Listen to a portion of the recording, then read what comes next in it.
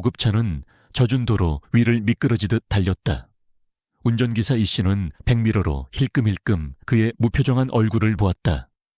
그는 도준이 그토록 냉철해질 수밖에 없었던 과거의 많은 사건들을 알고 있었다. 갑자기 이 씨가 급브레이크를 밟았다. 차의 앞에는 뜻밖의 광경이 펼쳐졌다. 어린아이 2명, 남자아이와 여자아이가 길 한가운데 서서 허둥지둥 손을 흔들고 있었다. 그들의 얼굴에는 걱정이 가득했다. 사장님 아이들이 있습니다. 이 씨는 예상치 못한 상황에 놀라 말했다. 도준은 미간을 찌푸렸다. 그는 방해받는 것을 싫어했다. 무슨 일이야? 그냥 지나가. 그는 단호한 목소리로 명령했다. 이 씨는 잠시 망설였다. 아이들이 우리를 향해 손을 흔들고 있습니다. 뭔가 문제가 있는 것 같습니다. 도준은 한숨을 쉬었다. 짜증이 밀려왔다. 하지만 그가 자세히 보니 아이들이 젖어서 덜덜 떨고 있는 새끼 고양이가 들어있는 종이 상자를 안고 있었다. 그들은 거대한 차를 두려워하지 않고 오직 새끼 고양이에게만 눈을 고정하고 있었다. 그들의 눈빛에는 안타까움이 가득했다. 부탁이에요, 아저씨. 5살쯤 되어 보이는 여자아이가 추위 때문에 떨리는 목소리로 말했다. 고양이가 다쳤어요. 어떻게 해야 할지 모르겠어요. 남자아이는 쌍둥이 오빠인 듯했다. 그는 조금 더 씩씩하게 말했다. 아저씨가 도와주실 수 있나요? 너무 불쌍해요. 도준은 몇 년 만에 처음으로 갑작스러운 마음의 동요를 느꼈다. 그는 아이들의 맑은 눈을 바라보았다. 그들의 눈에는 두려움이 없었고 오직 순수함과 연민만이 가득했다. 그는 어릴 적 버려지고 외로웠던 자신의 모습을 떠올렸다. 나가서 무슨 일인지 물어봐. 도준은 이 씨에게 명령했다. 이 씨는 서둘러 문을 열고 도준에게 우산을 건넸다. 도준은 차에서 내렸다. 차가운 비가 얼굴을 때렸다. 그는 2 아이 앞에 우뚝 서 있었다. 아이들은 두려워하지 않았다. 여자아이는 상자를 그에게 내밀었다. 아저씨, 이 고양이를 수의사에게 데려가 줄 수 있나요? 저희는 돈이 없어요. 도준은 상자 안을 들여다보았다. 새끼 고양이는 낡은 천조각에 몸을 웅크리고 눈을 감고 있었다. 발에 난 작은 상처에서는 피가 흐르고 있었다. 그는 이 씨를 돌아보았다. 가장 가까운 동물병원을 찾아봐. 네, 사장님. 이 씨는 도준의 행동에 놀라며 대답했다. 아니요, 괜찮아요. 여자아이가 갑자기 목소리를 낮추며 말했다. 동물병원은 문을 닫았어요. 저희는 그냥 이 고양이가 따뜻해지길 바랐어요. 아이들의 순수함은 도준의 강철 같은 마음을 흔들었다. 그는 아이들을 보고 새끼 고양이를 보았다. 그리고 결국 자신조차 예상하지 못한 결정을 내렸다. 그는 여전히 차갑지만 조금 부드러워진 목소리로 말했다. 네 남자아이가 놀라며 되물었다. 타라고. 내가 너희와 고양이를 집으로 데려다 줄게. 도준은 다시 말했다. 하나와 한결 2 아이는 서로를 이상하게 쳐다보았다. 그들은 자신들이 이렇게 부유하고 냉정한 낯선 남자가 기꺼이 도와주리라고는 상상도 못했다. 아저씨, 나쁜 사람 아니죠? 한결 남자아이가 솔직하게 물었다. 도준의 입가에 희미한 미소가 번졌다. 보기 드문 미소였다. 아니, 아저씨는 나쁜 사람이 아니야. 아이들은 서둘러 채 올라탔다. 마이바흐는 천천히 움직여 3사람과 1마리의 고양이를 고급스러운 펜트하우스로 데려갔다. 도착했을 때 하나와 한결은 펜트하우스의 호화로움에 압도되었다. 도시 전체가 내려다 보이는 넓은 펜트하우스는 따뜻함이 부족하고 사람의 흔적이 없었다. 조명은 환했지만 가족사진 한 장 없었고 행복한 삶의 흔적도 보이지 않았다. 아저씨, 집은 정말 크네요. 하지만 좀 추워요. 하나가 순수한 목소리로 말했다. 도준은 대답하지 않았다. 그는 이미 문에서 기다리고 있던 그의 비서 이혁에게 명령했다. 동물 의사를 불러. 즉시.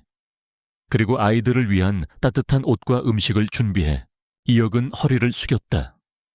그는 도준의 변화에 놀라지 않을 수 없었다. 항상 일에만 몰두하던 그의 사장이 이제는 두 아이와 한 마리의 고양이를 걱정하고 있었다. 하나와 한결이 깨끗이 씻고 새 옷을 입자 그들은 더욱 사랑스러워졌다. 그들은 부드러운 소파에 앉아 맛있게 식사를 했다. 도준은 그들 맞은편에 앉아 그들을 관찰했다. 이름이 뭐니? 그가 물었다. 저는 하나예요. 그리고 얘는 제 쌍둥이 오빠인 한결이에요. 하나가 대답했다. 아저씨는요? 한결이 반대로 물었다. 아저씨 이름은 뭐예요? 도준은 약간 놀랐다. 이렇게 자연스럽게 그의 이름을 묻는 사람은 아무도 없었다. 권도준이야. 그가 대답했다. 하나와 한결은 서로를 보며 장난스럽게 웃었다. 그들은 작은 비밀을 속삭였다. 도준은 그들이 무슨 말을 하는지 이해하지 못했지만 차가운 방에 이상한 따뜻함이 퍼지는 것을 느꼈다. 그는 아무리 부유해도 항상 외로웠다는 것을 깨달았다. 그리고 이 두 아이들은 그들의 순수함과 천진함으로 그의 마음속 빈 공간의 일부를 채우고 있었다. 동물 의사가 와서 고양이를 진찰했다. 잠시 돌봐주면 괜찮아질 거라고 말했다. 도준은 새끼 고양이를 자신의 방으로 데려가 돌보았다. 그는 작은 생명을 돌보는 것이 부담이 아니라 기쁨이라는 것을 깨달았다. 도준 아저씨, 한결이 나지막이 말했다. 엄마가 곧 돌아올 거예요. 저희는 이제 가야 해요. 엄마 전화번호는 있어? 도준이 물었다. 하나는 주머니에서 쭈글쭈글한 작은 종이를 꺼냈다. 거기에는 이세진이라는 이름과 전화번호가 적혀 있었다. 도준은 그 종이를 잡았다. 아이들의 작은 손가락에서 전해지는 따뜻함을 느꼈다. 그는 이런 감정을 느껴본 적이 없었다. 이 씨가 하나와 한결을 집으로 데려다 줄 때 도준은 발코니에 서서 도시를 내려다보았다. 몇 년 만에 처음으로 그는 더 이상 외롭지 않다고 느꼈다. 그는 이세진이라는 여자가 누구인지 궁금했다. 그녀가 어떻게 이렇게 똑똑하고 착한 아이들을 키웠을까? 그는 휴대폰을 들고 쭈글쭈글한 종이에 적힌 전화번호를 바라보았다.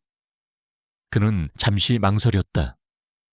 전화를 걸어야 할까? 그 여자가 자신을 이상한 사람으로 생각하지 않을까? 강력한 기업가였지만 그는 이런 단순한 일에 어색함을 느꼈다.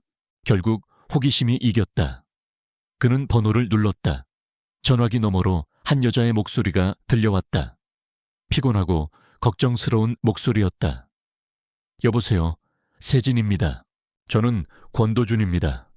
저는 지금 당신의 두 아이와 함께 있습니다. 전화기 너머는 잠시 침묵했다가 충격적인 비명이 터져 나왔다. 뭐라고요? 당신은 누구예요? 내 아이들에게 무슨 짓을 한 거예요? 도준은 늘 통제에 익숙한 사람이었지만 자신이 납치범 취급을 당할 줄은 몰랐다. 그는 심호흡을 하고 설명하려고 노력했다. 진정하세요. 당신의 아이들은 안전합니다. 그들은 제 집에 있습니다. 그들이 길을 잃었어요. 세진은 믿지 않았다. 어디에요? 지금 당장 갈게요. 내 아이들을 해치면. 도준은 한숨을 쉬었다. 그녀에게 주소를 알려주는 것 외에는 다른 선택이 없었다. 잠시 후 한 여자가 그의 펜트하우스 문 앞에 나타났다. 그녀는 피곤해 보였고 옷은 수수했지만 그녀의 눈빛은 강인했다. 그녀는 바로 하나와 한결의 엄마 이세진이었다. 내 아이들은 어디 있나요? 그녀는 경계심 가득한 목소리로 물었다. 도준은 거실을 가리켰다. 하나와 한결은 달려나와 엄마를 껴안으며 신나게 이야기를 늘어놓았다. 엄마, 이 아저씨는 좋은 사람이야. 이 아저씨가 다친 고양이를 도와줬어. 그리고 아저씨는 수십억 달러짜리 기업가야. 하나가 자랑스럽게 말했다. 세진은 놀랐다. 그녀는 그를 바라보았다. 그는 여전히 냉정한 표정을 짓고 있었지만 그의 눈빛은 복잡했다. 그녀는 그에게 감사해야 할지 아니면 꾸짖어야 할지 몰랐다. 오해해서 죄송합니다. 아이들을 도와주셔서 감사합니다. 그녀는 쑥스러운 듯 말했다. 괜찮습니다. 도주는 여전히 냉정하게 대답했다. 그들은 꽤 흥미롭네요. 그 후 세진은 아이들의 손을 잡고 떠날 준비를 했다. 하지만 떠나기 전에 한결이 갑자기 엄마의 손을 잡아 끌었다. 엄마, 아저씨는 외로워 보여. 엄마가 아저씨 부인이 되면 안 돼. 한결의 순수한 말은 세진과 도준을 모두 놀라게 했다. 하나는 엄마의 귀에 속삭였다. 맞아, 엄마. 아저씨는 좋은 사람이야. 아저씨는 엄마가 꿈꾸던 왕자님이야. 세진은 서둘러 두 아이의 입을 막았고 얼굴은 빨개졌다. 도준은 할 말을 잃었다. 그는 하나와 한결을 바라보고 세진을 바라보았다. 그의 마음속에 이상한 감정이 솟아올랐다. 이건 세진이 더듬거리며 말했다.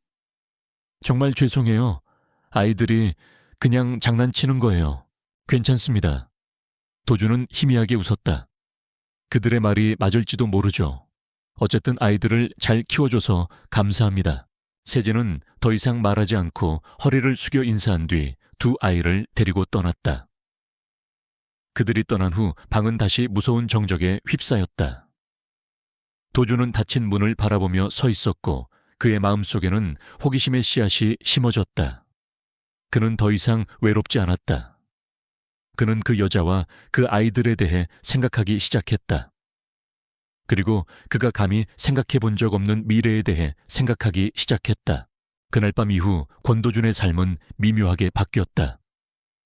텅 비어 있던 그의 펜트하우스는 이제 어딘가 모르게 활기를 띠었다. 소파 위에는 하나와 한결이 남기고 간 고민형이 놓여 있었고 탁자 위에는 그들이 먹다 남긴 사탕 봉지가 있었다. 그의 방에 있던 새끼 고양이는 이제 마음이라는 이름을 얻게 되었고 도준은 매일 아침 저녁으로 그 작은 생명을 보살피는 일에 익숙해졌다. 그는 더 이상 일에만 몰두하지 않았다. 그는 종종 창밖을 바라보며 이세진과 두 아이를 생각했다. 그들의 순수함과 따뜻함이 그의 마음속 깊은 곳에 있는 얼음을 조금씩 녹이는 것 같았다. 다음 날 아침 이세진은 아이들의 손을 잡고 권도준의 회사로 향했다. 그녀는 그에게 어젯밤의 사건에 대해 정식으로 사과하고 그가 아이들에게 베푼 친절에 대해 감사하고 싶었다. 그녀는 그가 어떤 사람인지 잘 몰랐지만 그가 아이들을 안전하게 돌봐주었다는 사실만으로도 충분했다. 그러나 그녀가 K그룹의 거대한 본사 건물 앞에 섰을 때 그녀는 자신이 얼마나 초라한지 느꼈다. 그녀는 평범한 의상을 입고 있었고 낡은 가방을 들고 있었다. 그녀는 감히 건물 안으로 들어갈 용기가 나지 않았다. 엄마, 들어가자. 한결이 그녀의 손을 잡아 끌었다. 아저씨한테 고맙다고 해야지. 맞아, 엄마. 하나도 거들었다. 아저씨는 정말 좋은 사람이야. 아이들의 용감한 모습에 세진은 용기를 냈다. 그녀는 로비로 들어가 안내원에게 권도준 사장을 만나러 왔다고 말했다.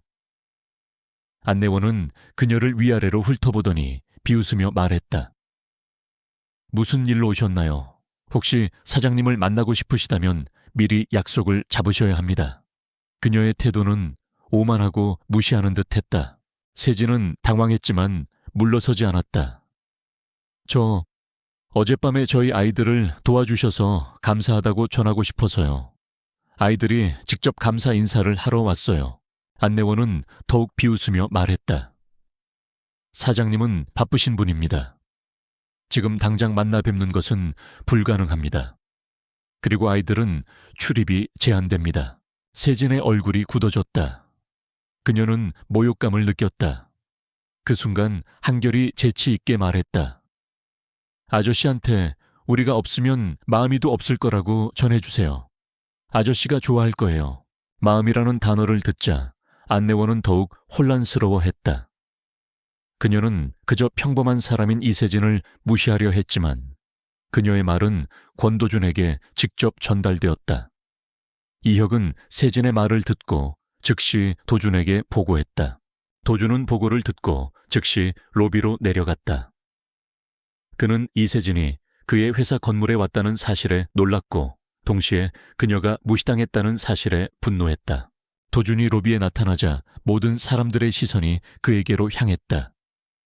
그는 늘 그렇듯 완벽한 수트를 차려입고 냉정한 표정을 짓고 있었다. 그는 안내원을 쳐다보았다. 이게 무슨 일이죠? 그의 목소리는 낮고 차가웠다. 안내원은 겁에 질려 말을 더듬었다. 사장님, 이분들은 약속이 없으셔서. 도준은 그녀의 말을 끊었다. 내 손님이야. 앞으로 이분들을 보면 존경심을 가지고 대해. 알겠어. 안내원은 고개를 끄덕이며 땀을 흘렸다. 세진은 도준이 그녀를 위해 나서는 모습에 놀랐다. 왜 여기에 왔어요? 도준은 세진에게 물었다. 그의 목소리는 더 이상 차갑지 않았다. 감사 인사를 전하고 싶어서요. 세진이 대답했다. 그리고 어젯밤 아이들이 드린 불편함에 대해 사과하고 싶었어요. 괜찮습니다. 도준은 미소 지었다. 내가 그들을 내게로 데려온 것이니. 그는 아이들을 보며 말했다. 한결 괜찮아. 내 아이들은 해맑게 대답했다. 한결이 품에서 작은 종이 상자를 꺼냈다. 아저씨 이거요. 마음이한테 선물이에요. 상자 안에는 작은 고양이 장난감과 직접 그린 그림이 들어있었다. 도준은 감동했다. 그는 아이들이 그들의 작은 마음을 표현하는 방식에 놀랐다. 도준은 세진과 아이들을 데리고 그의 사무실로 올라갔다.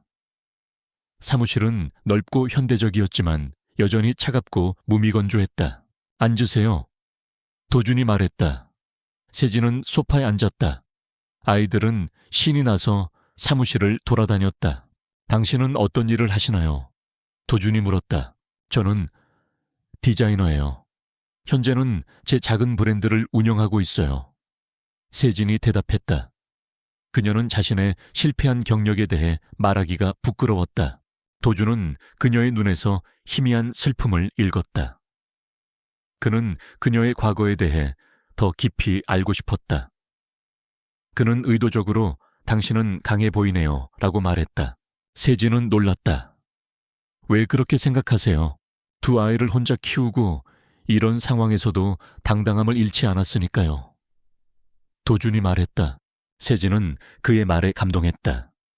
그녀는 그가 그녀를 진심으로 존경한다는 것을 느꼈다. 그때 한결이 도준의 책상 위에 있는 사진을 발견했다. 그것은 도준이 어린 시절 그의 부모님과 함께 찍은 사진이었다. 아저씨, 이거 아저씨예요. 한결이 물었다. 도준의 얼굴이 굳어졌다.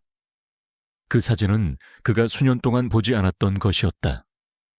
그 사진은 그의 마음속 깊은 곳에 묻어두었던 고통스러운 기억을 불러일으켰다. 그것은 나의 과거야. 도준이 차가운 목소리로 말했다. 세진은 도준의 표정을 보고 아이들을 말렸다. 한결아 하나 만지지 마. 하지만 이미 너무 늦었다. 한결은 사진을 들고 있었다. 아저씨도 외로워 보여요. 우리 엄마처럼. 이 말은 도준의 가슴을 찔렀다.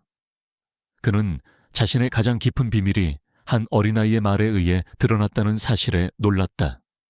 그는 숨막히는 고통을 느꼈다. 그는 아이들과의 관계를 더 이상 이어갈 수 없다고 생각했다. 이세진 씨, 도준이 말했다. 그의 목소리는 다시 차가워졌다. 이제 그만 돌아가세요. 당신의 아이들은 나의 삶에 속하지 않습니다. 세진은 도준의 갑작스러운 태도 변화에 충격을 받았다. 그녀는 그가 과거에 어떤 상처 때문에 이렇게 반응한다는 것을 깨달았다. 하지만 그녀는 물러서지 않았다. 권도준 씨, 그녀는 단호하게 말했다. 저희 아이들이 당신을 방해했다면 정말 죄송합니다. 하지만 당신은 아이들에게 친절했고 저희는 그에 대해 감사하고 싶었을 뿐입니다. 그녀는 아이들을 데리고 그의 사무실을 나갔다. 문이 닫히자 도준은 다시 혼자가 되었다. 그는 사진을 바라보며 깊은 슬픔에 잠겼다. 그의 마음속에 있던 따뜻함은 다시 얼음처럼 굳어졌다. 그는 자신이 다시는 사랑을 할 수 없다고 생각했다. 한편 세진은 아이들과 함께 집으로 돌아왔다. 그녀는 아이들에게 화를 내지 않았다. 그녀는 그들이 순수한 의도로 행동했다는 것을 알고 있었다. 그러나 그녀의 마음속에는 도준에 대한 복잡한 감정이 자리 잡았다. 그녀는 그가 왜 그렇게 냉정한 사람이 되었는지, 그의 과거에 무슨 일이 있었는지 알고 싶었다. 그날 저녁 도준은 이혁에게 이세진에 대한 모든 정보를 조사하라고 명령했다.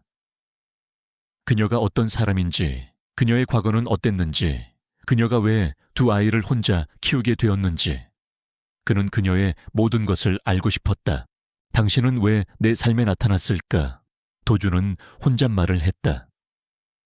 그는 세진과 아이들의 존재가 그의 삶에 새로운 의미를 부여했다는 것을 깨달았다. 그는 그들을 잊을 수 없었다. 이혁은 조사를 시작했고 곧 이세진의 모든 과거를 알게 되었다. 그녀는 과거에 유능한 디자이너였지만 그녀의 전 남편이 그녀를 배신하고 그녀의 회사를 파산시켰다는 사실을 알게 되었다. 그녀의 전 남편은 그녀의 디자인을 훔치고 그녀를 사기꾼으로 몰아넣었다. 그녀는 모든 것을 잃고 아이들과 함께 홀로 남겨졌다. 이혁은 도준에게 모든 것을 보고했다. 도준은 세진의 강인함에 깊은 존경심을 느꼈다. 그는 그녀가 얼마나 고통스러운 삶을 살았는지 알게 되었다. 그는 그녀를 돕고 싶었다. 그는 그녀의 상처를 치유하고 그녀에게 다시 일어설 수 있는 기회를 주고 싶었다. 그는 세진에게 전화를 걸었다. 그녀는 그의 전화를 받지 않았다. 그는 그녀에게 문자를 보냈다. 내일 오후 3시 나의 사무실로 와줘. 그는 그녀에게 거부할 수 없는 제안을 하려고 했다. 세진은 도준의 문자를 보고 잠시 망설였다. 그녀는 다시 그를 만나고 싶지 않았다. 하지만 그녀의 마음속에 있는 호기심과 그녀의 아이들을 위한 희망이 그녀를 이끌었다. 그녀는 도준을 만나러 가기로 결정했다. 이세진은 권도준의 사무실로 향하는 내내 마음이 복잡했다. 그녀는 그가 그녀에게 왜 다시 만나자고 하는지 알 수 없었다. 그녀는 그의 갑작스러운 태도 변화에 상처받았지만 아이들의 미래를 위해 그가 어떤 제안을 하든 들어보기로 결심했다. 그녀는 그의 사무실 문을 열기 직전 거울에 비친 자신의 모습을 보았다. 그녀는 평범한 의상을 입고 있었고 얼굴에는 피곤함이 역력했다. 그녀는 깊은 한숨을 쉬고 용기를 내어 문을 열었다. 하지만 조건이 있습니다. 도준의 눈이 빛났다. 말해보세요. 저는 당신의 동정심을 원하지 않습니다. 저는 제 능력으로 이 자리를 얻었다는 것을 증명하고 싶습니다. 그리고 제 과거와 관련된 사람들을 만나고 싶지 않습니다. 세진은 말했다. 그녀는 자신의 실패한 과거와 다시 마주하고 싶지 않았다. 도준은 그녀의 강인함에 감탄했다. 좋습니다. 당신의 요구를 받아들이겠습니다. 그는 미소 지으며 말했다. 환영합니다. 이세진 수석 디자이너님. 그날부터 세진의 삶은 완전히 바뀌었다. 그녀는 권도준의 회사에 합류했고 자신의 디자인 재능을 마음껏 펼칠 수 있었다. 그녀의 디자인은 혁신적이고 아름다웠다. 그녀의 동료들은 그녀의 재능에 감탄했고 그녀는 빠르게 회사의 핵심 인물로 떠올랐다. 하지만 그녀의 성공은 그녀의 전 남편 김도현의 귀에도 들어갔다. 김도현은 과거에 그녀의 디자인을 훔쳐 성공을 거둔 남자였다. 그는 그녀의 성공을 질투하고 두려워했다. 그는 그녀를 다시 한번 파멸시키려 했다. 그는 그의 측근들을 이용해 그녀의 프로젝트를 방해하고 그녀의 디자인을 훔치려 했다. 권도준은 김도현의 움직임을 모두 주시하고 있었다. 그는 자신의 정보망을 이용해 김도현의 모든 음모를 파악했다. 그는 이세진을 보호하기 위해 모든 것을 준비했다. 그는 그녀가 자신의 능력으로 성공할 수 있도록 도와주었고 그녀의 과거가 그녀를 방해하지 않도록 모든 장애물을 제거했다. 도주는 이 모든 것을 세진에게 말하지 않았다. 그는 그녀가 자신의 힘으로 모든 어려움을 이겨내기를 바랐다. 그는 그녀가 강하다는 것을 알고 있었다. 그는 그녀가 자신의 날개를 펼치고 다시 비상하기를 바랐다. 어느 날 세진은 중요한 프로젝트를 진행하던 중 그녀의 디자인 파일이 해킹당했다는 사실을 알게 되었다. 그녀는 충격에 휩싸였다. 그녀는 자신의 디자인이 다시 한번 도난당했다는 사실에 좌절했다. 그녀는 자신의 과거가 그녀를 다시 덮칠 것이라고 생각했다. 하지만 그때 권도준이 그녀의 사무실로 찾아왔다. 괜찮아요. 그가 물었다. 세진은 고개를 저었다. 제 디자인 파일이 사라졌어요. 저는 또 실패할 것 같아요. 도준은 그녀의 어깨에 손을 얹었다. 아니요, 당신은 실패하지 않았습니다. 나는 이미 모든 것을 알고 있습니다. 당신의 전 남편이 당신의 디자인을 훔치려고 했습니다. 하지만 나는 이미 해커를 고용해 당신의 디자인을 보호했습니다. 당신은 안전합니다. 세진은 놀랐다. 그녀는 그가 그녀를 보호하기 위해 얼마나 많은 노력을 했는지 깨달았다. 그녀의 눈에 눈물이 고였다. 왜 저를 이렇게까지 도와주시는 거죠? 그녀는 물었다. 도주는 그녀의 눈을 똑바로 바라보았다. 그의 눈빛은 진지하고 따뜻했다. 내가 당신에게 반했으니까. 그가 말했다. 나는 당신의 강인함과 당신의 따뜻함에 반했습니다. 나는 당신을 사랑합니다, 이세진. 그의 고백은 세진을 충격에 빠뜨렸다. 그녀는 그가 그녀에게 이런 감정을 가지고 있을 것이라고는 상상도 하지 못했다. 그녀는 그를 바라보았다. 그는 완벽한 남자였지만 그의 눈빛은 사랑으로 가득 차 있었다. 그녀는 그의 진심을 느꼈다. 그리고 그녀는 자신의 마음속에도 그에 대한 감정이 싹트고 있다는 것을 깨달았다. 그녀는 더 이상 주저하지 않았다. 그녀는 그의 손을 잡고 말했다. 저도 당신을 사랑해요. 그들은 서로를 끌어안고 키스했다. 그들의 키스는 열정적이고 부드러웠다. 그들의 마음속에 있던 상처는 이제 사랑으로 치유되고 있었다. 김도현은 이세진이 권도준의 회사에 들어가 수석 디자이너가 되었다는 소식을 듣고 분노했다. 그는 자신의 과거가 다시 드러날까봐 두려워했다. 그는 이세진을 다시 한번 파멸시키기로 결심했다. 그는 자신의 측근들을 동원하여 그녀의 프로젝트를 방해하고 그녀의 디자인을 훔치려 했다. 그는 권도준이 이세진을 보호하고 있다는 사실을 알지 못했다. 그는 권도준이 그저 이세진에게 동정심을 느끼고 있다고 생각했다. 그의 오만함은 그를 눈멀게 했다. 그는 자신의 음모가 얼마나 위험한지 깨닫지 못했다. 이세진은 권도준의 고백 이후 그의 사무실을 나설 때 그녀의 발걸음은 가벼웠다. 그녀는 권도준이 그녀를 진심으로 사랑한다는 것을 깨달았다. 그녀는 그와 함께라면 어떤 어려움도 이겨낼 수 있을 것이라고 생각했다. 그녀는 그의 사랑에 힘입어 자신의 디자인에 더욱 몰두했다. 그녀의 디자인은 더욱 아름답고 혁신적으로 변했다. 그녀는 그녀의 재능을 마음껏 펼칠 수 있었고 그녀의 동료들은 그녀의 능력에 감탄했다. 그녀는 빠르게 회사의 핵심 인물로 떠올랐다. 하지만 그녀의 성공은 그녀의 전 남편 김도현의 질투를 불러일으켰다. 김도현은 그녀의 디자인을 훔치기 위해 그녀의 컴퓨터를 해킹했다. 그는 그녀의 디자인을 자신의 것으로 둔갑시키려 했다. 그러나 그는 권도준이 이미 그녀의 컴퓨터를 보호하고 있다는 사실을 알지 못했다.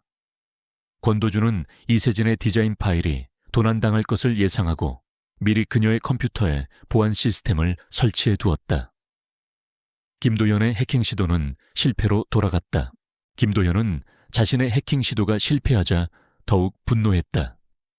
그는 자신의 측근들을 이용하여 이세진을 직접적으로 위협했다. 그는 그녀의 아이들을 납치하려 했다. 그는 그녀의 가장 약한 부분을 공격하려 했다. 그는 그녀가 자신의 아이들을 지키기 위해 모든 것을 포기할 것이라고 생각했다. 권도주는 김도현의 음모를 모두 알고 있었다. 그는 이혁을 통해 김도현의 모든 움직임을 주시하고 있었다. 그는 이세진과 그녀의 아이들을 보호하기 위해 모든 것을 준비했다. 그는 이혁에게 이세진의 아이들을 안전한 장소로 옮기라고 명령했다. 그는 이세진에게 아무 말도 하지 않았다. 그는 그녀가 불안해할까봐 두려웠다. 어느 날 이세진은 회사에서 퇴근하던 중 김도현의 측근들에게 납치될 뻔했다. 그때 권도준이 나타나 그녀를 구했다. 그는 그녀를 안전한 곳으로 데려갔다. 그녀는 그에게 안겨 떨고 있었다. 괜찮아요. 그가 물었다. 그의 목소리는 걱정으로 가득 차 있었다. 그들은 제 아이들을 납치하려 했어요. 세진은 떨리는 목소리로 말했다. 아니요. 도주는 그녀를 안심시켰다. 당신의 아이들은 안전합니다. 나는 이미 그들을 안전한 곳으로 옮겼습니다. 세진은 놀랐다. 그녀는 그가 그녀를 위해 얼마나 많은 노력을 했는지 깨달았다. 그녀는 그의 품에 안겨 울었다. 그녀의 눈물은 안도와 감사함의 눈물이었다. 고마워요, 권도준 씨. 그녀는 말했다. 당신은 제 영웅이에요. 도주는 그녀의 머리를 쓰다듬었다. 나는 당신의 영웅이 되고 싶어요. 그는 말했다. 나는 당신을 영원히 보호할 것입니다. 그날 밤 도주는 김도현에게 전화를 걸었다. 그의 목소리는 차갑고 단호했다. 김도현 씨, 당신의 게임은 끝났습니다. 나는 당신의 모든 음모를 알고 있습니다. 나는 당신을 법의 심판대에 세울 것입니다. 김도현은 권도준의 말에 충격을 받았다. 그는 권도준이 그를 알고 있다는 사실에 놀랐다. 그는 권도준이 이세진의 뒤에 있는 힘이라는 것을 깨달았다. 그는 두려워했다. 그는 자신의 모든 것이 무너질 것이라고 생각했다. 도준은 김도현의 모든 범죄를 수집하여 경찰에 넘겼다. 김도현은 체포되었다. 그는 이세진의 디자인을 훔치고 그녀를 사기꾼으로 몰아넣은 죄, 그리고 권도준을 협박하고 폭력을 행사하려 한 죄로 기소되었다. 김도현은 자신의 범죄가 드러나자 절망했다. 그는 권도준에게 무릎을 꿇고 용서를 빌었다. 하지만 도준은 그를 용서하지 않았다. 그는 김도현이 자신의 죄에 대해 책임을 져야 한다고 생각했다. 김도현은 자신의 모든 것을 잃었다. 그의 회사도 파산했다. 그는 감옥에 수감되었다. 그의 오만함과 탐욕은 그를 파멸시켰다. 이세진은 김도현이 체포되었다는 소식을 듣고 안도했다. 그녀는 이제 그녀의 삶을 다시 시작할 수 있게 되었다. 그녀는 권도준에게 감사했다. 그는 그녀의 삶을 구원해준 사람이었다. 그녀는 아이들을 만나러 갔다. 아이들은 그녀를 보자마자 달려와 그녀를 껴안았다. 엄마 아저씨가 우리를 구해주셨어. 한결이 말했다. 아저씨는 정말 멋진 사람이야. 하나가 거들었다. 세진은 아이들을 안고 울었다. 그녀는 그녀의 삶이 얼마나 행복한지 깨달았다. 그녀는 그녀의 아이들과 함께라면 어떤 어려움도 이겨낼 수 있을 것이라고 생각했다. 그녀는 그녀의 삶에 권도준이 있다는 사실에 감사했다. 그날 밤 도준은 세진과 아이들을 데리고 그의 집으로 돌아왔다. 그는 그들을 그의 집에서 살게 하고 싶었다. 그는 그들과 함께 가족을 이루고 싶었다. 이세진 씨, 도준이 말했다. 나와 결혼해 주세요. 세진은 놀랐다. 그녀는 그의 갑작스러운 청혼에 할 말을 잃었다. 그녀는 그를 바라보았다.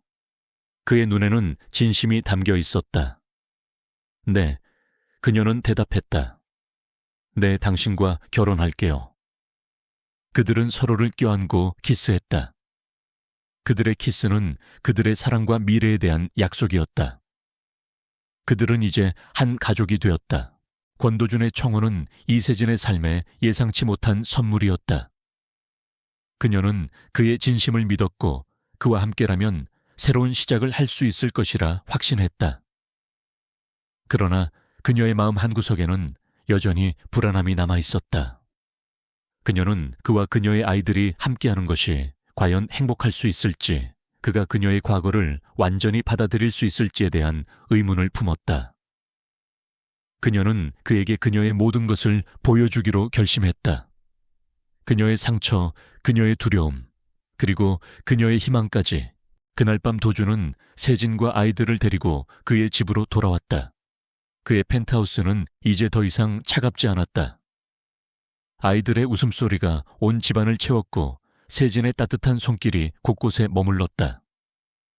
그들의 존재는 도준의 삶에 새로운 빛을 불어넣었다. 그는 그들과 함께하는 모든 순간이 소중했다. 그는 그들의 웃음소리를 듣고 그들의 순수한 눈빛을 보며 자신이 얼마나 오랫동안 외로웠는지 깨달았다. 하지만 그들의 행복은 오래가지 않았다. 김도연의 잔당들이 그들의 행복을 질투했다. 그들은 김도연의 복수를 위해 그들의 삶을 방해하기 시작했다. 그들은 세진의 아이들을 위협하고 그녀의 회사에 해로운 소문을 퍼뜨렸다. 그들은 권도준이 이세진에게 동정심을 느끼고 있다고 생각했고 그녀가 그의 약점이라고 생각했다. 그들의 목표는 권도준을 파멸시키고 그들의 복수를 완성하는 것이었다. 권도준은 김도연의 잔당들의 움직임을 모두 주시하고 있었다. 그는 이역을 통해 그들의 음모를 파악했다. 그는 그들의 공격이 이세진과 아이들에게 향할 것을 예상하고 그들을 보호하기 위해 모든 것을 준비했다. 그는 경호원들을 고용하고 그들의 집을 안전하게 보호했다. 그는 이 모든 것을 세진에게 말하지 않았다. 그는 그녀가 불안해할까봐 두려웠다. 어느 날 세진은 회사에서 퇴근하던 중 한 남자가 그녀에게 다가와 김도연 씨가 당신을 찾고 있다고 말했다. 그녀는 두려움에 떨었다. 그녀는 그 남자가 김도연의 잔당이라는 것을 직감했다. 그녀는 그에게서 도망쳤다. 그녀는 권도준에게 전화를 걸어 도움을 요청했다. 도준은 그녀의 전화를 받고 즉시 그녀에게 달려갔다. 그는 그녀를 찾아내고 그녀를 그의 채 태웠다. 그는 그녀를 그의 품에 안고 말했다. 괜찮아요. 내가 당신을 보호할 것입니다. 세진은 그의 품에 안겨 울었다. 그녀는 그가 그녀를 위해 얼마나 많은 노력을 했는지 깨달았다. 그녀는 그에게 모든 것을 털어놓았다. 그녀의 과거, 그녀의 두려움, 그리고 그녀가 그와 함께하는 것이 옳은지 아닌지에 대한 의문까지. 도준은 그녀의 말을 듣고 그녀를 더욱 사랑하게 되었다. 그는 그녀의 약점까지도 사랑했다. 그는 그녀의 손을 잡고 말했다. 이세진 씨, 나는 당신의 과거를 사랑합니다. 당신의 상처를 사랑합니다. 나는 당신을 있는 그대로 사랑합니다. 나와 함께 행복한 미래를 만들어 갑시다. 세진은 그의 말에 감동했다. 그녀는 그가 그녀를 진심으로 사랑한다는 것을 깨달았다. 그녀는 그의 품에 안겨 울었다. 그녀의 눈물은 안도와 감사함의 눈물이었다. 그날 밤 도준은 김도연의 잔당들에게 경고했다. 그는 그들의 모든 음모를 알고 있다고 말했다. 그는 그들에게 이세진과 그녀의 아이들을 건드리지 말라고 경고했다. 그는 만약 그들이 그의 경고를 무시하면 그들이 겪게 될 결과는 상상할 수 없을 것이라고 말했다. 김도연의 잔당들은 권도준의 경고에 두려워했다. 그들은 권도준이 그들을 파멸시킬 수 있다는 것을 알게 되었다. 그들은 권도준과 이세진을 더 이상 방해하지 않았다. 그들은 그들의 삶에서 사라졌다. 이세진은 그녀의 삶이 평화로워졌다는 것을 깨달았다. 그녀는 더 이상 두려워하지 않았다. 그녀는 권도준과 그의 아이들과 함께 행복한 미래를 만들어갈 수 있었다. 그녀는 자신의 삶에 권도준이 있다는 사실에 감사했다. 그는 그녀의 영웅이었고 그녀의 사랑이었으며 그녀의 가족이었다. 권도준과 이세진은 결혼을 준비했다. 그들의 결혼식은 조용하고 사적인 행사로 가족과 가장 가까운 친구들만 참석했다. 이세진은 하얀 드레스를 입고 권도준은 검은 턱시도를 입었다.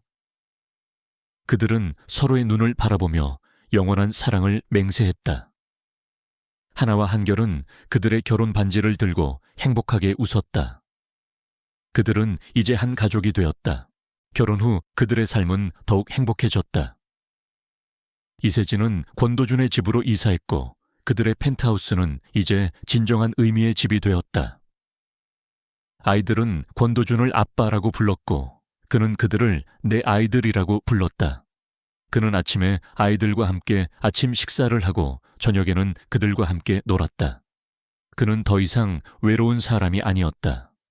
그는 사랑하는 아내와 아이들과 함께하는 삶에 감사했다. 이세진의 경력도 승승장구했다. 그녀의 디자인은 혁신적이고 아름다웠다. 그녀는 그녀의 디자인 재능을 마음껏 펼칠 수 있었고 그녀의 동료들은 그녀의 능력에 감탄했다.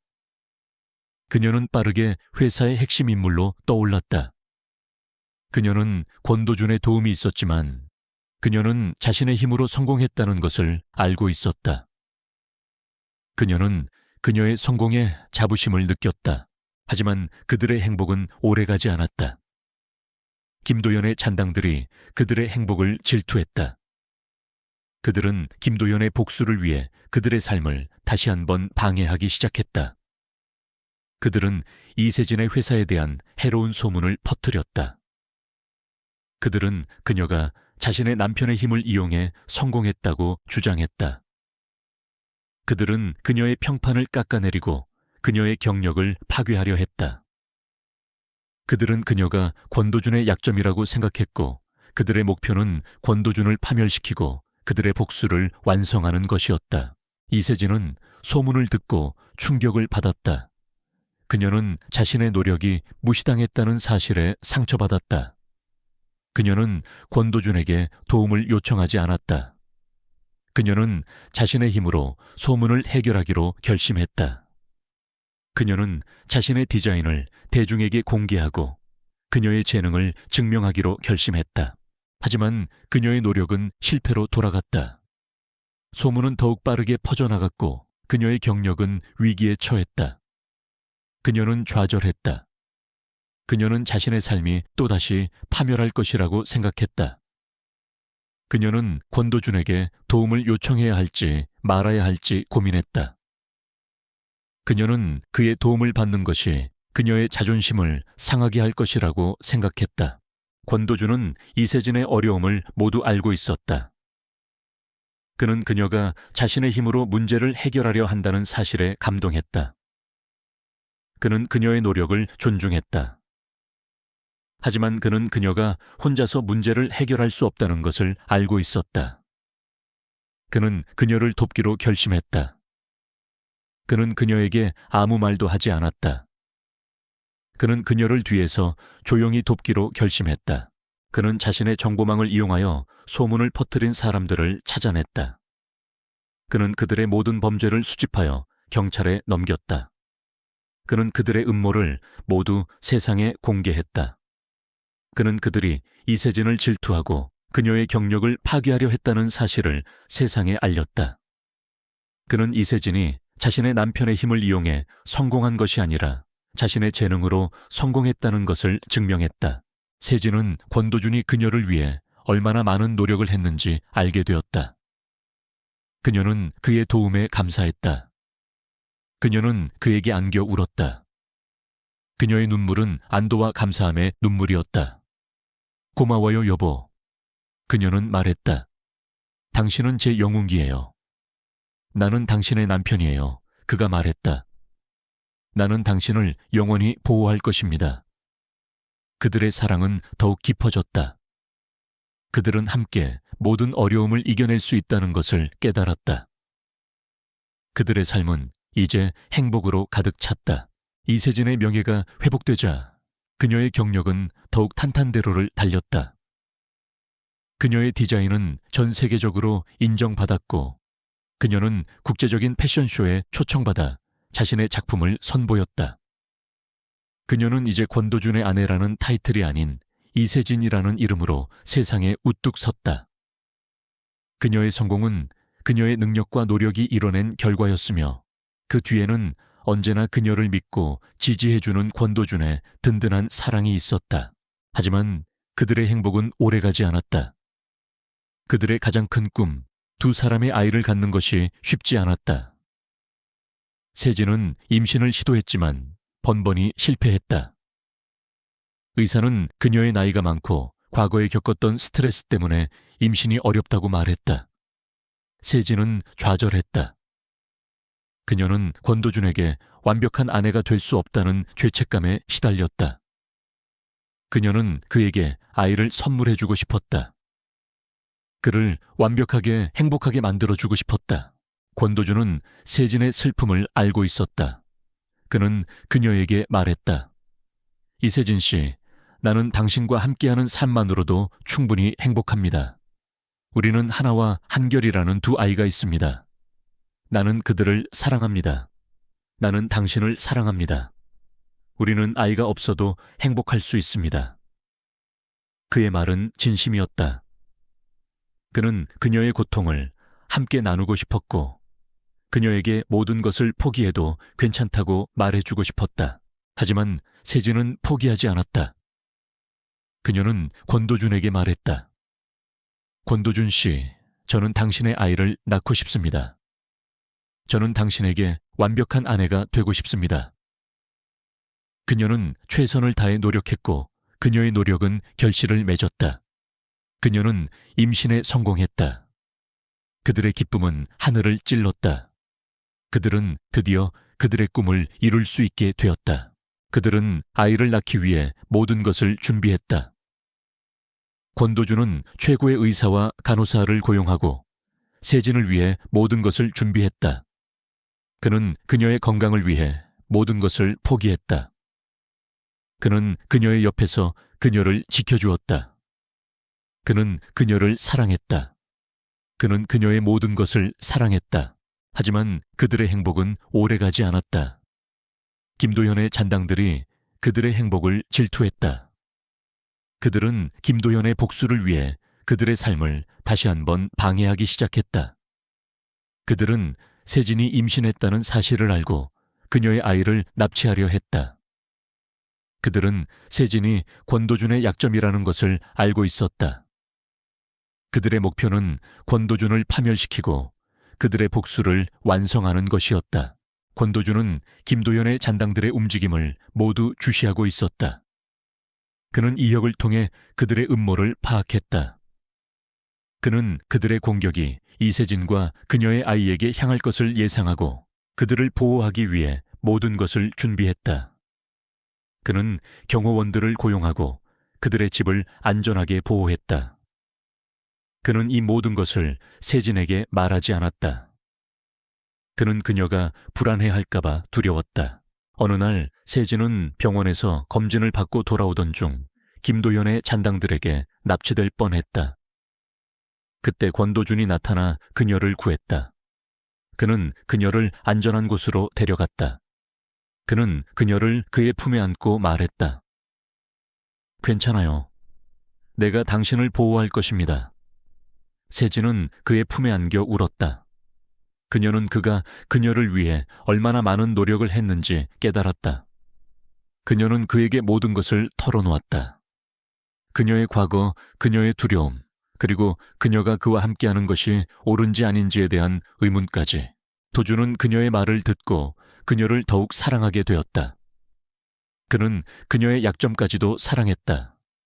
그는 그녀의 손을 잡고 말했다. 이세진 씨, 나는 당신의 과거를 사랑합니다. 당신의 상처를 사랑합니다. 나는 당신을 있는 그대로 사랑합니다. 나와 함께 행복한 미래를 만들어 갑시다. 세진은 그의 말에 감동했다. 그녀는 그가 그녀를 진심으로 사랑한다는 것을 깨달았다. 그녀는 그의 품에 안겨 울었다. 그녀의 눈물은 안도와 감사함의 눈물이었다. 그날 밤 도주는 김도현의 잔당들에게 경고했다. 그는 그들의 모든 음모를 알고 있다고 말했다. 그는 그들에게 이세진과 그녀의 아이를 건드리지 말라고 경고했다. 그는 만약 그들이 그의 경고를 무시하면 그들이 겪게 될 결과는 상상할 수 없을 것이라고 말했다. 김도현의 잔당들은 권도준의 경고에 두려워했다. 그들은 권도준이 그들을 파멸시킬 수 있다는 것을 알게 되었다. 그들은 권도준과 이세진을 더 이상 방해하지 않았다. 그들은 그들의 삶에서 사라졌다. 이세진의 임신은 권도준과 온 가족에게 새로운 희망을 불어넣었다. 하나와 한결은 동생이 생긴다는 사실에 신이 났고 매일 세진의 배에 귀를 대고 동생아 잘 지내니 하고 속삭였다. 권도준은 매일 아침 세진을 위해 따뜻한 차를 끓이고 저녁에는 그녀의 발을 마사지해주며 그녀를 극진히 보살폈다. 그의 마음속에 자리 잡았던 차가운 얼음은 완전히 녹아내리고 그 자리에는 따뜻한 사랑과 행복이 가득 찼다. 하지만 행복은 늘 짧은 법. 한 통의 전화가 그들의 평화로운 일상을 산산조각냈다. 전화기 너머로 들려오는 목소리는 다름 아닌 김도현이었다. 그는 감옥에서 탈옥했다는 소식을 전하며 권도준과 이세진에게 복수할 것이라고 협박했다. 그의 목소리는 증오와 광기로 가득 차 있었다. 그는 자신의 모든 것을 잃게 한 권도준과 이세진에게 모든 것을 되찾을 것이라고 말했다. 권도준은 김도현의 협박에 분노했다. 그는 즉시 이혁에게 김도현의 행방을 추적하라고 명령했다. 그는 이세진과 아이들을 보호하기 위해 모든 것을 준비했다. 그는 그녀의 경호원을 늘리고 그녀의 집을 안전하게 보호했다. 그는 이 모든 것을 세진에게 말하지 않았다. 그는 그녀가 불안해할까봐 두려웠다. 하지만 세진은 권도준의 태도 변화를 알아차렸다. 그는 늘 그녀의 옆에 있었지만 그의 눈에는 불안함과 걱정이 가득 차 있었다. 그녀는 그에게 무슨 일이 있었는지 물었다. 권도준은 그녀에게 김도현이 탈옥했다는 사실을 털어놓았다. 세진은 충격을 받았다. 그녀는 자신의 과거가 그녀의 가족을 위협한다는 사실에 좌절했다. 그녀는 자신이 권도준의 약점이라는 죄책감에 시달렸다. 권도준은 그녀의 손을 잡고 말했다. 이세진 씨, 당신은 나의 약점이 아닙니다. 당신은 나의 힘입니다. 우리는 함께라면 김도현을 이겨낼 수 있습니다. 그의 말은 진심이었다. 그는 그녀의 고통을 함께 나누고 싶었고 그녀에게 모든 것을 포기해도 괜찮다고 말해주고 싶었다. 하지만 김도현은 그들의 삶을 지옥으로 만들었다. 그는 그들의 집을 해킹하고 그들의 사생활을 감시했다. 그는 그들의 모든 움직임을 알고 있었다.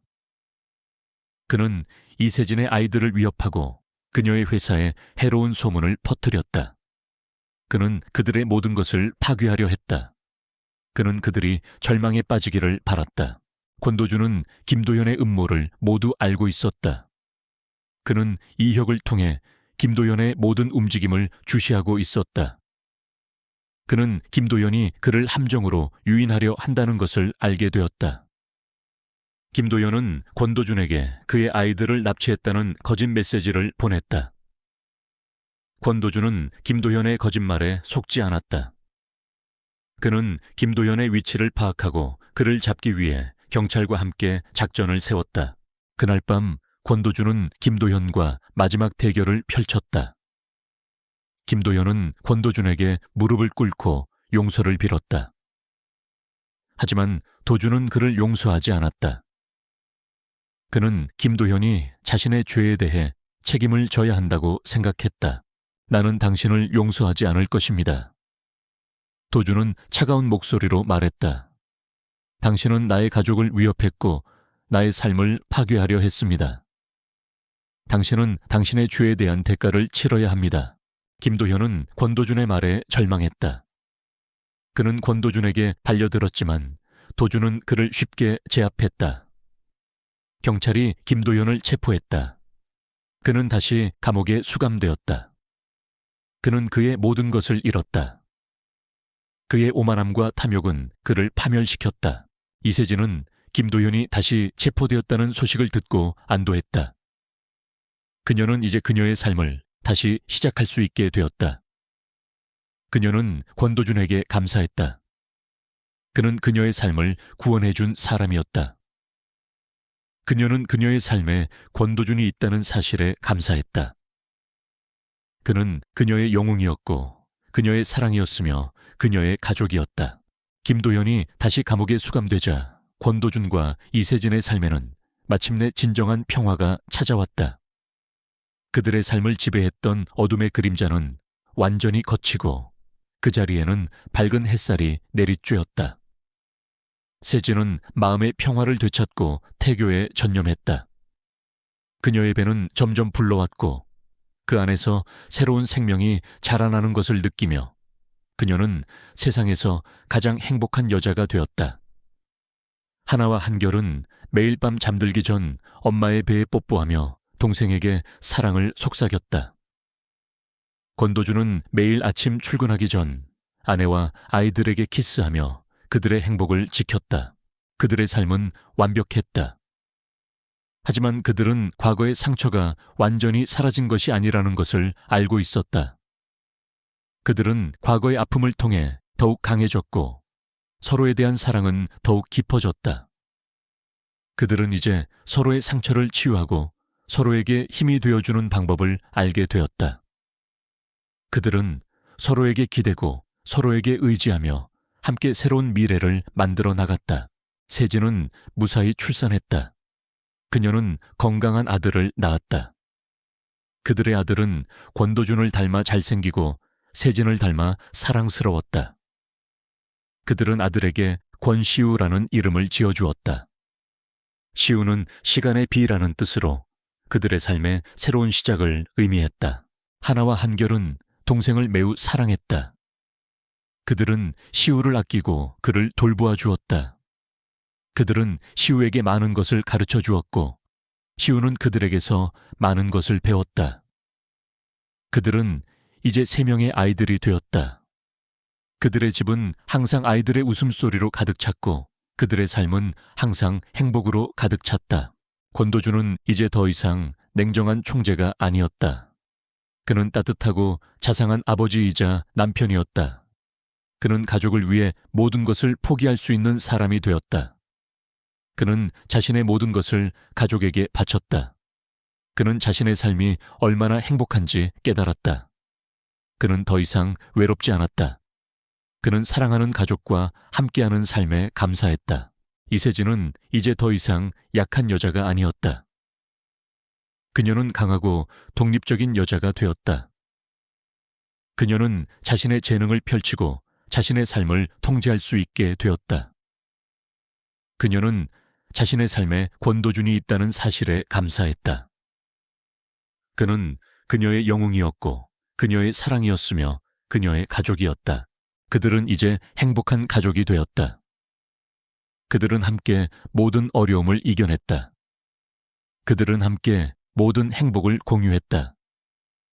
그들은 서로에게 의지하고 서로에게 기대며 함께 영원히 행복하게 살았다. 그들의 이야기는 한 편의 동화와 같았다.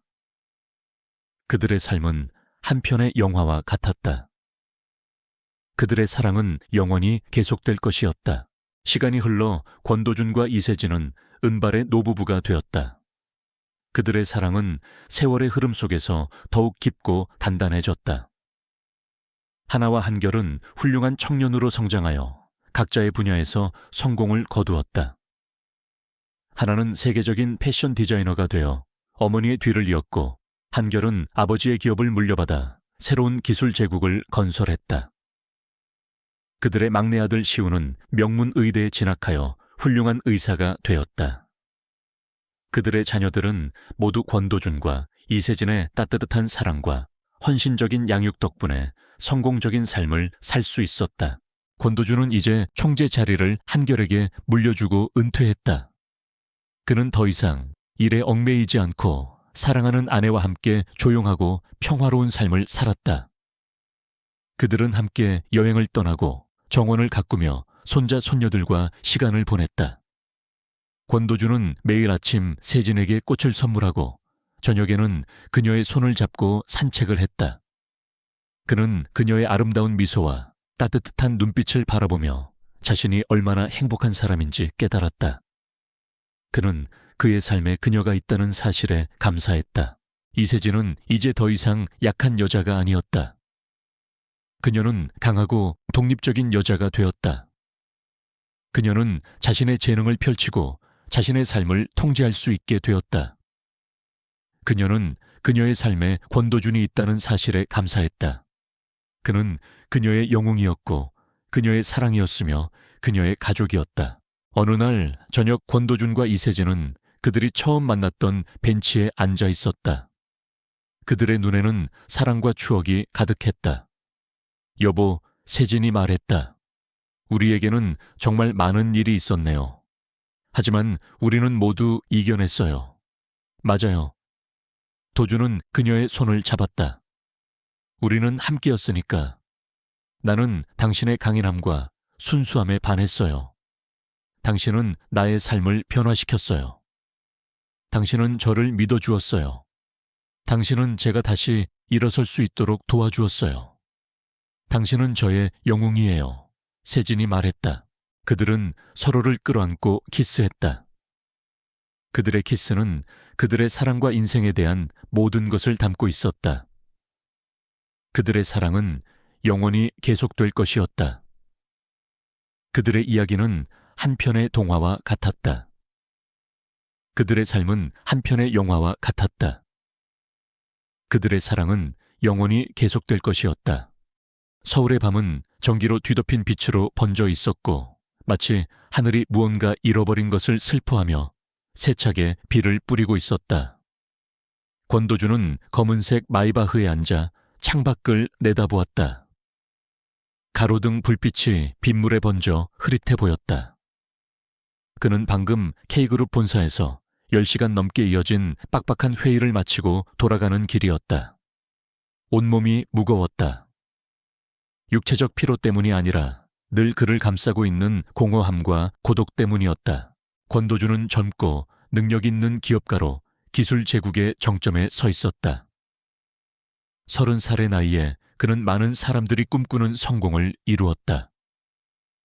그의 재산은 수십억 달러에 달했고 그의 경력은 눈부셨으며 그의 외모는 그리스 신화 속 인물처럼 완벽했다. 하지만 그 모든 것 뒤에 그는 여전히 외로운 남자일 뿐이었다. 그의 일정은 회의 숫자 그리고 거대한 프로젝트로 가득했다. 그의 개인적인 삶은 거의 존재하지 않았다. 그는 친구도 연인도 없었으며 가족이라는 개념은 오래전부터 희미해져 있었다.